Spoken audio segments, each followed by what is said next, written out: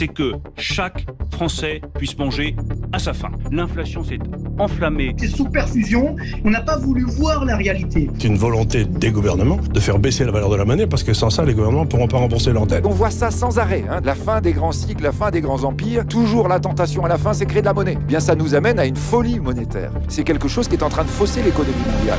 It will come. In due course. Ça y est, nous y voilà au crépuscule de ce long cycle économique. Les crises et leurs boucs émissaires se succèdent, mais le voile qui se lève nous révèle un monde fragile et désorienté. Impassible, Bitcoin poursuit sa fulgurante ascension, reprend son souffle, repart de plus belle, imposant jour après jour le langage d'une ère nouvelle. Je m'appelle Jacques-Édouard, bienvenue sur BTC Touchpoint. Chaque semaine, au travers de lectures et de conversations, je vous mets le pied à l'étrier. Je partage avec vous les savoirs fondamentaux pour comprendre Bitcoin. Salut! Aujourd'hui, on poursuit la lecture de la seconde partie de 21 leçons de Gigi.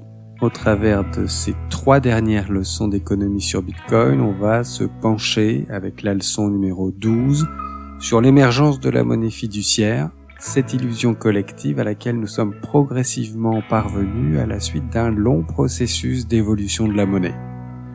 Cette leçon, elle recouvre beaucoup de notions qu'on a déjà étudiées ensemble et elles nous sont présentées ici avec des détails supplémentaires et puis un beau brin d'humour, une qualité tellement appréciable, assez fréquente d'ailleurs chez les enseignants passionnés par leur sujet. La leçon numéro 13, elle se concentre sur les banques et sur ce système de réserve fractionnaire qui leur permet de prêter de l'argent qui n'existe pas. Gigi fait une distinction entre l'activité bancaire en général, utile, et l'action très problématique des banques centrales. Enfin, dans la leçon numéro 14, Gigi revient sur la notion de monnaie forte, monnaie saine ou monnaie dure, essentielle à la compréhension de la supériorité de Bitcoin, en nous expliquant, un peu à la manière de Safe Dynamus, comment le rapport stock-sur-flux permet de quantifier la dureté d'une monnaie. Petite remarque générale avant de procéder à la lecture, et c'est une remarque qui vaut d'ailleurs pour tous les épisodes de cette série. En fait, Gigi fait régulièrement référence à des illustrations, des photos ou autres graphiques qu'il a insérés dans ce livre. Et tu remarqueras que j'ai fait le choix de ne pas décrire ces éléments. J'ai jugé que les descriptions qu'en faisait Gigi étaient suffisantes, qu'il valait mieux privilégier la fluidité de la lecture qui est déjà émaillée de nombreuses citations. Cela dit, je t'encourage vivement à jeter un coup d'œil à tous ces contenus qui sont intégrés dans le texte complet, qui se trouve reproduit sur le site. Ça vaut le coup. Voilà, c'est tout. On commence la lecture. Leçon numéro 12. L'histoire et le déclin de la monnaie. Ils avaient refusé de se rappeler les simples règles de conduite que leurs amis leur avaient enseignées. Par exemple, qu'un tisonnier chauffé au rouge vous brûle si vous le tenez trop longtemps, ou que si vous vous faites au doigt une coupure très profonde avec un couteau, votre doigt d'ordinaire se met à saigner. Et Alice n'avait jamais oublié que si l'on boit une bonne partie du contenu d'une bouteille portant l'étiquette poison, cela ne manque presque jamais, tôt ou tard, de vous causer des ennuis. Lewis Carroll, Alice au pays des merveilles. Beaucoup de personnes pensent que la monnaie est soutenue par de l'or qui serait enfermé dans de grandes chambres fortes protégées par d'épais murs. Ce n'est plus vrai depuis plusieurs décennies. Je ne suis pas certain de ce que j'en ai pensé quand je l'ai appris puisque j'étais encore plus embêté, n'ayant potentiellement aucune compréhension de l'or, de l'argent papier, ou même de pourquoi il faudrait le soutenir avec quelque chose pour commencer. Un des aspects de l'étude de Bitcoin est l'étude de la monnaie fiduciaire. Ce que ça signifie, comment c'est apparu et pourquoi c'est peut-être pas la meilleure idée que nous ayons eue. Alors, qu'est-ce que la monnaie fiduciaire exactement? Et comment en est-on arrivé à l'utiliser? Lorsque quelque chose est imposé par décret, ça veut simplement dire que c'est imposé par une autorisation ou une proposition officielle. Par conséquent, la monnaie fiduciaire est monnaie simplement parce que quelqu'un le décide. De nos jours, comme tous les gouvernements utilisent de la monnaie fiduciaire, ce quelqu'un, c'est votre gouvernement. Malheureusement, vous n'êtes pas libre d'être en désaccord avec cette proposition de valeur. Vous vous apercevrez rapidement qu'elle est tout sauf non violente. Si vous refusez d'utiliser cette monnaie papier pour mener vos affaires et payer vos impôts, les seules personnes avec qui vous pourrez parler économie seront vos compagnons de cellule. La valeur de la monnaie fiduciaire ne découle pas de ses attributs intrinsèques. La qualité d'une catégorie donnée de monnaie fiduciaire n'est corrélée qu'à l'instabilité politique et fiscale de ceux qui la font passer du rêve à la réalité. Sa valeur est décrétée arbitrairement. Jusqu'à récemment, 2 sortes de monnaie étaient d'usage. La monnaie de commodité, faite de choses précieuses, et la monnaie représentative, qui représente uniquement la chose précieuse, généralement par des jeux d'écriture. Nous avons déjà abordé la monnaie de commodité plus haut. Les gens utilisaient des os, des coquillages et des métaux précieux comme monnaie. Plus tard, ce sont principalement des pièces faites de ces métaux comme l'or ou l'argent qui furent utilisées. La plus vieille pièce qu'on ait trouvée jusqu'à aujourd'hui est faite d'un alliage naturel d'or et d'argent et a été frappée il y a plus de 2700 ans. S'il y a de l'innovation dans Bitcoin, c'est pas le concept de pièce. Il s'avère que la thésaurisation, ou hodling, pour reprendre le jargon moderne, est presque aussi vieille que les pièces elles-mêmes. Le plus ancien hodler de pièces était une personne qui a mis une centaine de celles-ci dans une jarre et l'a enterrée sous les fondations d'un temple pour qu'on ne les retrouve qu'au bout de 2500 ans. Plutôt un bon stockage à froid, si vous voulez mon avis. L'un des inconvénients d'utiliser des pièces faites de métaux précieux est qu'elles peuvent être rognées, dépréciant de fait leur valeur. De nouvelles pièces peuvent être frappées à partir des copeaux, faisant gonfler l'offre de monnaie au fil du temps, dévaluant chaque autre pièce au passage. Les gens rabotaient littéralement tout ce qui pouvait de leur dollar d'argent. Je me demande quel genre de pub Dollar Shave Club faisait à l'époque. Puisque la seule inflation que les gouvernements tolèrent est celle dont ils sont responsables, des efforts furent entrepris pour mettre un terme à cette guérilla de la dépréciation. Au jeu traditionnel du gendarme et du voleur, les rogneurs de pièces ont fait preuve d'imagination dans leurs procédés, forçant les maîtres de la monnaie à faire preuve d'encore plus d'imagination dans leurs contre-mesures.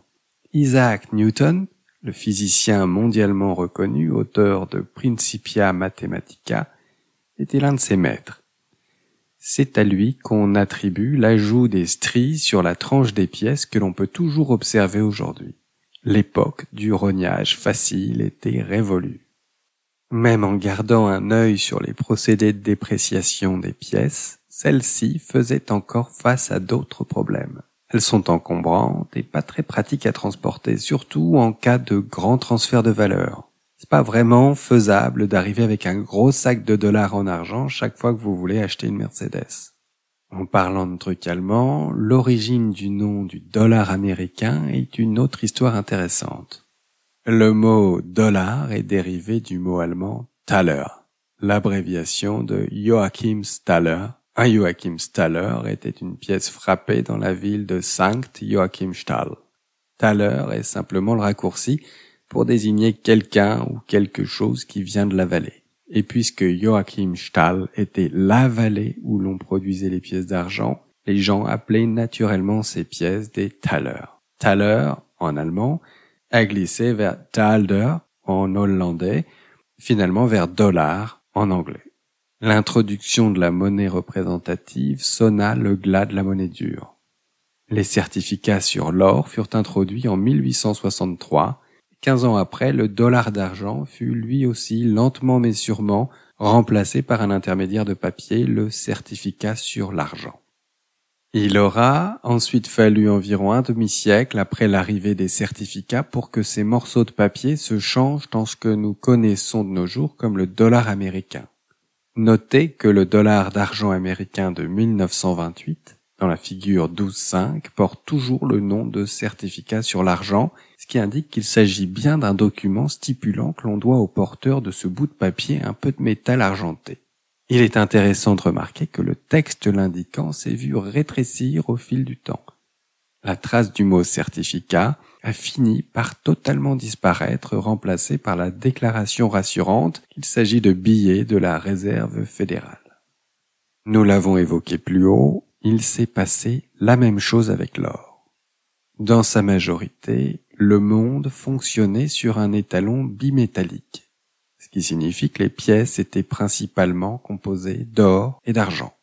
C'était, à n'en pas douter, une avancée technologique d'avoir des certificats sur l'or échangeables contre des pièces de ce même métal. Le papier est plus pratique, plus léger, et puisqu'il est divisible arbitrairement en inscrivant simplement dessus un nombre plus petit, il est facile de le réduire en plus petites unités. Afin de rappeler aux porteurs, utilisateurs, que ces certificats représentaient de l'or ou de l'argent bien réel, ils revêtaient une couleur évocatrice et l'indiquaient clairement en toutes lettres. Vous pouvez facilement lire ce message de haut en bas. Il est certifié par la présente que 100 $ en pièces d'or, payables aux porteurs sur demande, ont été déposés au Trésor des États-Unis d'Amérique. En 1963, les mots « payables aux porteurs sur demande » furent retirés de tous les nouveaux billets. 5 ans plus tard, il fut mis fin à la convertibilité des billets en or ou en argent. Les mots, qui rappelaient l'origine de la monnaie papier et l'idée qui l'accompagne, furent supprimés. La couleur dorée disparut. Il ne restait plus que le papier et avec lui, pour le gouvernement, la possibilité d'en imprimer autant qu'il le voulait. Ce tour de passe-passe long de plus d'un siècle fut achevé en 1971 par l'abolition de l'étalon or. L'argent devint l'illusion que nous partageons tous dorénavant, la monnaie fiduciaire. Elle a de la valeur car quelqu'un qui commande une armée et gère des prisons a dit qu'elle en avait. On peut très clairement le lire sur chaque dollar en circulation aujourd'hui, ce billet a cours légal. Autrement dit, il vaut quelque chose parce que c'est écrit dessus. À ce propos, il y a une autre leçon intéressante sur les billets modernes qui se cache sous nos yeux. La deuxième ligne indique que le cours légal concerne toutes les dettes publiques et privées. J'ai été surpris par ce qui peut paraître une évidence pour les économistes, tout l'argent consistant de la dette. J'en ai encore des migraines, je laisserai donc au lecteur la tâche d'étudier le lien entre l'argent et la dette. Nous l'avons vu, l'or et l'argent ont été utilisés comme monnaie pendant des millénaires. Au fil du temps, les pièces d'or et d'argent furent remplacées par du papier. Celui-ci a lentement été accepté comme moyen de paiement. Cette adoption créa une illusion, l'illusion que le papier lui-même a de la valeur. Le coup de grâce fut de totalement rompre le lien entre la représentation et le réel, abolir l'étalon or en convainquant tout le monde que c'est le papier qui est précieux. Bitcoin m'a appris l'histoire de la monnaie et le plus important tour de passe-passe dans l'histoire de l'économie, la monnaie fiduciaire. Leçon numéro 13, la folie des réserves fractionnaires. Hélas, les regrets étaient inutiles. Elle continuait à grandir sans arrêt et bientôt elle fut obligée de s'agenouiller sur le plancher. 1 minute plus tard, elle n'avait même plus assez de place pour rester à genoux et elle essayait de voir si elle serait mieux en se couchant, un coude contre la porte, son autre bras replié sur la tête. Puis, comme elle ne cessait toujours pas de grandir, elle passa un bras par la fenêtre et mit un pied dans la cheminée et se dit « À présent, je ne peux pas faire plus, quoi qu'il arrive, que vais-je devenir ?» Lewis Carroll, Alice au pays des merveilles. La valeur et la monnaie ne sont pas des sujets simples, particulièrement de nos jours. Le processus d'émission monétaire du système bancaire ne l'est pas plus et je ne peux m'empêcher de croire que c'est délibéré. Ce phénomène, que je n'avais jusqu'à présent rencontré que dans les papiers de recherche et les documents légaux, semble également courant dans les milieux financiers. Rien n'est expliqué de façon simple, non pas parce que c'est réellement complexe, mais parce que la vérité est dissimulée sous des couches et des couches de jargon d'une complexité apparente. Politique monétaire expansionniste, assouplissement quantitatif, relance fiscale de l'économie, le public hoche de la tête hypnotisé par les mots savants. Les banques à réserve fractionnaire et l'assouplissement quantitatif sont justement deux de ces mots sophistiqués dissimulant la réalité des choses en la présentant comme complexe et difficile à comprendre. Si vous deviez expliquer ça à un enfant, vous verriez rapidement la folie qu'il renferme. Godfrey Bloom l'a exprimé bien mieux que je ne pourrais jamais le faire en s'adressant au Parlement européen lors d'un débat commun.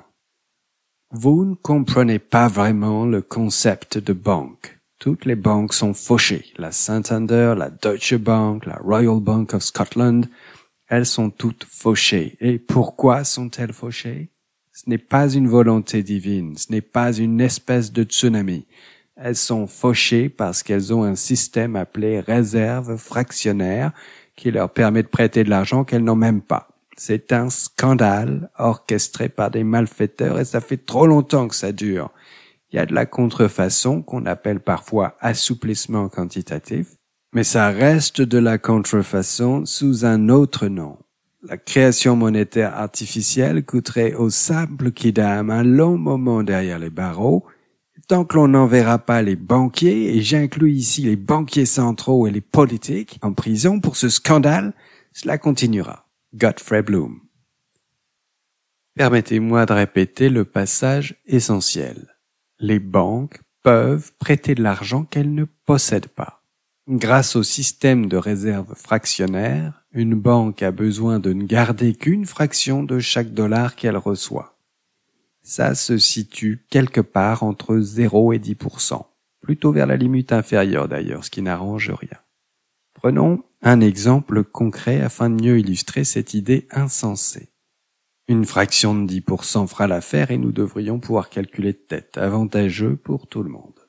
Donc, si vous déposez 100 dollars à la banque, parce que vous n'avez pas envie de les garder sous votre matelas, celle-ci n'a besoin de garder que la fraction consentie. Dans notre exemple, ça fait 10 dollars, car 10% de 100 dollars font 10 dollars. Simple, non? Alors, que font les banques avec le reste de l'argent? Qu'arrive-t-il aux 90 dollars restants? Elles font ce que les banques savent faire. Elles les prêtent à d'autres. Cela produit un effet multiplicateur sur la monnaie qui accroît énormément son offre dans l'économie. Figure 13.1. Votre dépôt initial de 100 dollars se transforme rapidement en 190 dollars. En prêtant 90% de ces 90 dollars fraîchement créés, cela fera bientôt 271 dollars dans l'économie. Et 343,90 dollars après ça. L'offre de monnaie gonfle de façon récursive puisque les banques prêtent littéralement de l'argent qu'elles n'ont pas. Sans la moindre formule, les banques changent 100 dollars en plus d'1 millier comme par magie.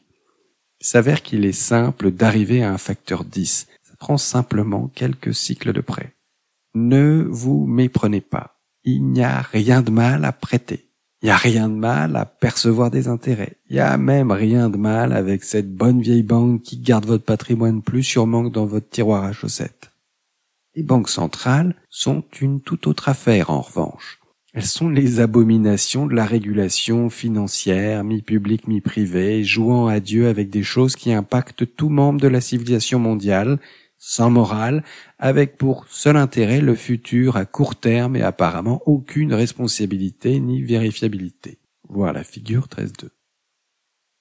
Bien que Bitcoin soit encore inflationniste, il cessera de l'être relativement rapidement. La limite stricte sur l'offre de 21 millions de Bitcoin finira par éliminer totalement l'inflation. Nous avons maintenant deux mondes monétaires. L'un, inflationniste, où l'argent est créé arbitrairement, et le monde de Bitcoin où l'offre finale est fixe et facilement vérifiable par tout un chacun. L'un nous est imposé par la violence, l'autre peut être rejoint par quiconque le désire. Pas de barrière à l'entrée, personne à qui demander la permission, une participation volontaire. Voilà la beauté de Bitcoin. J'ajouterai que le débat entre les économistes keynésiens et l'école autrichienne n'est plus seulement académique. Satoshi est parvenu à créer un système de transfert de valeur sous stéroïdes, inventant dans le même temps la monnaie la plus saine ayant jamais existé. D'une façon ou d'une autre, de plus en plus de gens prendront conscience de l'arnaque qu'est le système de réserve fractionnaire. S'il en arrive aux mêmes conclusions que la plupart des bitcoiners et économistes de l'école autrichienne, ils pourraient rejoindre l'Internet de l'argent qui ne cesse de grandir. Personne ne peut les empêcher de faire ce choix. Bitcoin m'a appris que les réserves fractionnaires des banques n'étaient que pure folie. Leçon numéro 14. Une monnaie saine. La première chose que je dois faire, se dit-elle tout en marchant dans le bois à l'aventure, c'est retrouver ma taille normale. La seconde, c'est de trouver le chemin qui mène à ce charmant jardin. Je crois que c'est un très bon plan. Lewis Carroll, Alice au pays des merveilles. La leçon la plus importante que j'ai tirée de Bitcoin, c'est qu'en fin de compte, la monnaie forte est meilleure que la monnaie faible. La monnaie forte, également appelée monnaie saine, consiste en toute monnaie échangeable sur le marché mondial pouvant servir de réserve de valeur solide. D'accord, Bitcoin est encore jeune et volatile. Les critiques avanceront qu'il n'est pas fiable en tant que réserve de valeur. Mais l'argument de la volatilité passe à côté du sujet.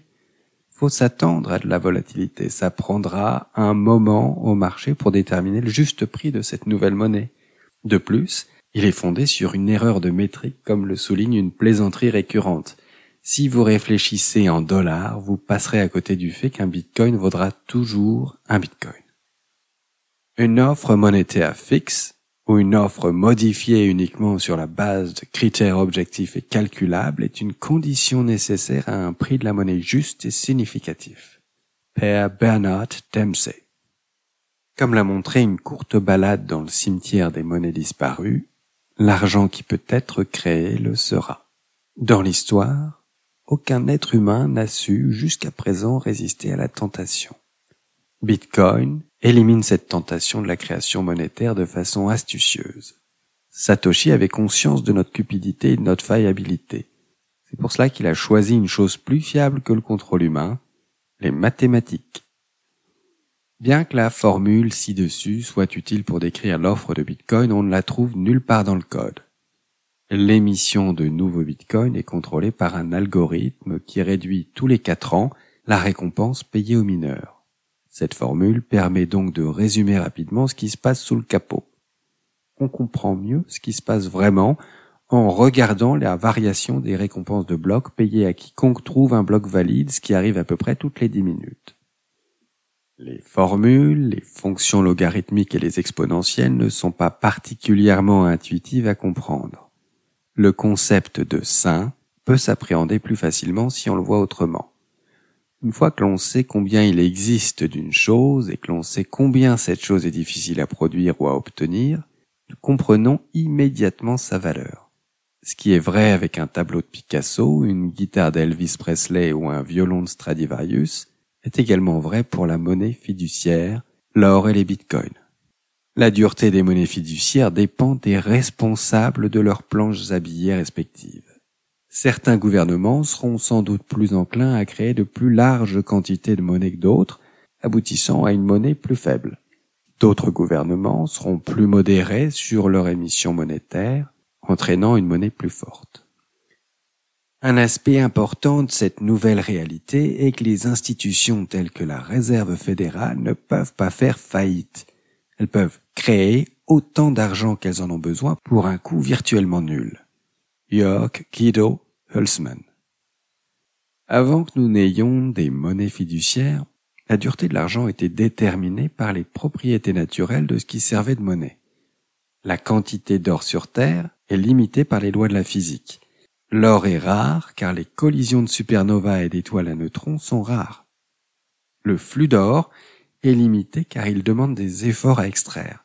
Comme c'est un élément lourd, il est en majorité enterré bien profondément dans le sol.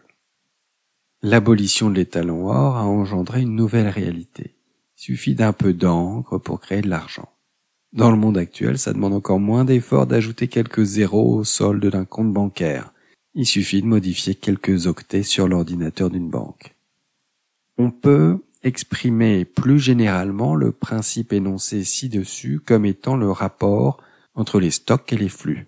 Plus simplement, le stock représente la quantité existante de quelque chose, Pour nos besoins, le stock est la mesure de l'offre actuelle de monnaie. Le flux quantifie la production de cette même chose sur une durée donnée, 1 an par exemple. La clé pour comprendre la monnaie saine est de comprendre le rapport stock sur flux. Calculer le rapport stock sur flux de la monnaie fiduciaire est complexe car l'offre de monnaie dépend de ce que vous y intégrez. Vous pouvez ne compter que les billets et les pièces, M0, ajouter les chèques de voyage et les remises de chèques, M1, ajouter les comptes d'épargne, les fonds communs et quelques autres trucs, M2, et même ajouter à tout ça les certificats de dépôt, M3. De plus, la façon dont tout cela est défini et calculé dépend de chaque pays, et puisque la Réserve fédérale des États-Unis a cessé de publier les chiffres pour M3, nous allons devoir faire avec l'offre monétaire M2. J'adorerais pouvoir vérifier ces chiffres, mais pour le moment, j'imagine que nous devrons faire confiance à la Réserve fédérale. C'est l'or, l'un des métaux les plus rares sur Terre qui a le rapport stock sur flux le plus élevé. Selon l'Institut d'études géologiques des États-Unis, un peu plus de 190 000 tonnes en ont été minées au total. Au cours des dernières années, environ 3100 tonnes ont été minées par année. À partir de ces chiffres, nous pouvons facilement calculer le rapport stock sur flux de l'or. 190 000 tonnes divisé par 3100 tonnes nous donne un rapport stock sur flux de 61. Il n'y a rien qui ait un rapport stock sur flux plus élevé. C'est pour cette raison que l'or, jusqu'à maintenant, était la monnaie la plus forte et la plus saine qui soit. On raconte souvent que tout l'or qui a déjà été miné tiendrait dans 2 piscines olympiques. Selon mes calculs, il en faudrait 4. Donc, soit les piscines olympiques ont rétréci, soit il faut peut-être que je revoie tout ça. Arrive alors le Bitcoin. Comme vous le savez sans doute, le minage de Bitcoin fait fureur depuis quelques années. Cela s'explique car nous sommes encore au début de ce qu'on appelle le temps des récompenses, où les nœuds de minage sont récompensés avec beaucoup de Bitcoin pour leur effort de calcul.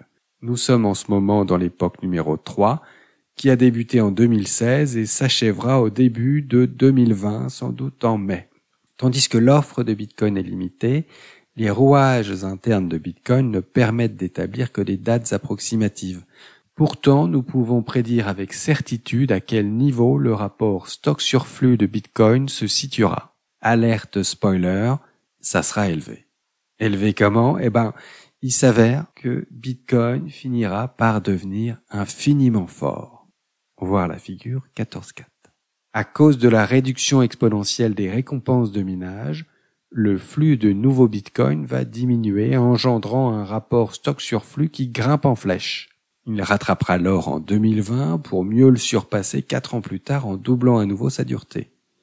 Au total, un tel doublement se produira 64 fois. Grâce à la puissance des exponentielles, le nombre total de bitcoins minés par an tombera à moins de 100 bitcoins dans 50 ans et à moins de 1 bitcoin dans 75 ans. Le robinet mondial que représentent les récompenses de blocs se tarira aux environs de l'année 2140, mettant effectivement un terme à la production de bitcoin.